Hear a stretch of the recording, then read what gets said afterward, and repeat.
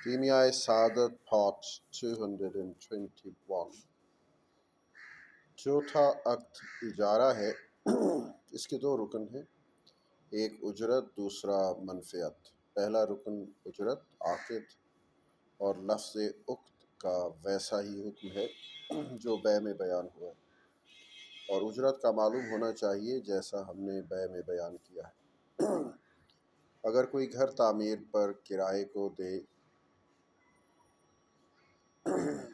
تو درست نہیں، اس واسطے کہ تعمیر نامعلوم ہے، اور اگر یوں کہے کہ مثلاً 10 درہم لگا کر تعمیر کرے تو یہ بھی ناجائز ہے۔ تعمیر فی نفسہ مجہول چیز ہے۔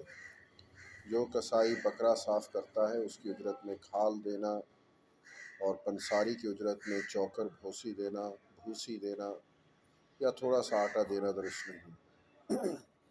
جو چیز مزدور کے کام کرنے سے حاصل ہوتی ہے اس میں سے مزدوری دینا درست نہیں۔ اور اگر یوں کہے کہ دکان میں میں نے مہینے پیچھے 1 دینار پر تجھے دی تھی تو ایسا امر ناجائز ہے، اس واسطے کہ اجارہ کی تمام مدت معلوم نہیں ہوئی۔ یوں کہنا چاہیے کہ 1 سال یا 2 سال کو اجارہ دے تاکہ اجارہ کو تمام مدت معلوم ہو جائے۔ دوسرا رکن، اے عزیز جان لے کہ اس جو امر مباح ہے اور معلوم ہو اس میں کچھ محنت اور نیابت کی اس میں گنجائش ہو، اس میں اجارہ درست ہے، تو 5 شرائط اس میں بجا لانا چاہیے۔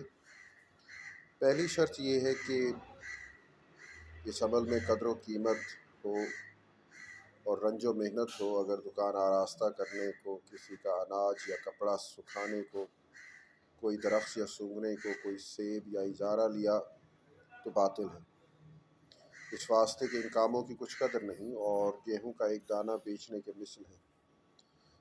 اگر کوئی آڑھتیہ جاہ و حشمت والا ہے، اس کی ایک بات سے مال بک جاتا ہے اور اس کی مزدوری مقرر کرے تاکہ ایک بات کہہ دے اور مال بک جائے تو یہ اجارہ باطل ہے اور مزدوری حرام ہے، اس میں کچھ رنج و محنت نہیں، بلکہ آڑھتیے اور دلال کی اس وقت مزدوری حلال ہوتی ہے کہ اتنی بات کرے اور اس قدر چلے جس میں رنج و محنت اور دشواری اور وقت ہو، تب بھی اجرت مثل سے زیادہ واجب نہ ہوگی۔ اور یہ عادت جو مقرر کی ہے کہ مثلاً 5 روپیہ سینکڑا لیتے ہیں تو بقدر مال لیتے ہیں، بقدر مشقت و ملال نہیں لیتے، یہ حرام ہے۔ تو آڑھتیے اور دلال جو مال اس طرح پیدا کرتے ہیں وہ حرام کا مال ہے، اور دلال اس مظلمہ سے 2 طرح چھوٹتا ہے۔ ایک یہ کہ جو کچھ اسے دے دے لے لے اور تکرار نہ کرے، مگر اپنی محنت کی قدر قیمت کی مقدار پر نہ الجھے۔ دوسرا طریقہ یہ ہے کہ پہلے ہی کہہ دے کہ جب یہ چیز بیچ دوں گا تو 1 درہم یا دینار لوں گا، اور وہ شخص راضی ہو۔ دلال یوں نہ کہے قیمت میں سے 5 روپیہ سینکڑا لوں گا، اس واسطے کہ وہ مجہول ہے، کیونکہ قیمت معلوم نہیں، نامعلوم خریدار کتنے کو خریدیں۔ اگر ایسا کہے گا تو باطل ہے، اس کی محنت کی قدر اجرت کے سوا کچھ دینا لازم نہیں۔ دوسری شرط یہ ہے کہ منفعت پر اجارہ ہو، عین اس میں نہ داخل ہو۔ تو اگر باغ یا انگور کا درخت اجارہ لیا ہے تاکہ میوہ لے گا، یا گائے اجارہ لی تاکہ دودھ دوہے گا، یا گائے ادھیا پر دی تاکہ چارہ دے اور آدھا دودھ لے لے، یہ سب اجارے باطل ہیں، اس واسطے کہ چارہ اور دودھ وغیرہ سب مجہول ہیں۔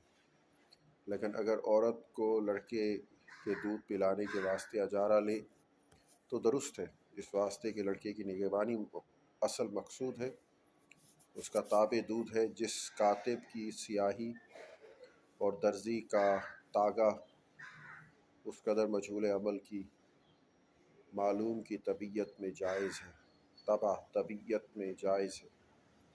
تیسری شرط یہ ہے کہ ایسے کام پر اجارہ کرے جو کام اس کے سپرد کرنا ممکن اور مباح ہو۔